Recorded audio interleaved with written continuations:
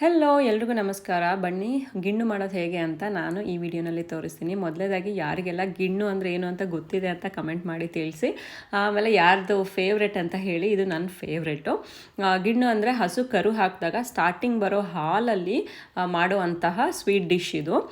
So ಅದರಲ್ಲೇ ಮಾಡಿದರೆ ತುಂಬ ಗಟ್ಟಿಯಾಗುತ್ತೆ. ಅದ್ರ ಒಟ್ಟಿಗೆ ನಾರ್ಮಲ್ ಹಾಲನ್ನ ಮಿಕ್ಸ್ ಮಾಡಿಬಿಟ್ಟು ರುಚಿಗೆ ತಕ್ಕಷ್ಟು ಬೆಲ್ಲನ ಹಾಕಿ ಡ್ರೈ ಜಿಂಜರ್ ಪೌಡ್ರು ಮತ್ತು ಏಲಕ್ಕಿ ಪುಡಿನ ಹಾಕಿ ಚೆನ್ನಾಗಿ ಮಿಕ್ಸ್ ಮಾಡಿ ಕುಕ್ಕರಲ್ಲಿ ಕೆಳಗಡೆ ನೀರು ಹಾಕಿ ಒಂದು ಪಾತ್ರೆ ಇಟ್ಟು 15 ನಿಮಿಷ ಬೇಯಿಸ್ಬೋದು, ಅಥವಾ 1 ವಿಷಲ್ ಬರೋ ತನಕ ಬೇಯಿಸಿದರೆ ಈ ರೀತಿ ಗಿಣ್ಣು ರೆಡಿ ಆಗುತ್ತೆ.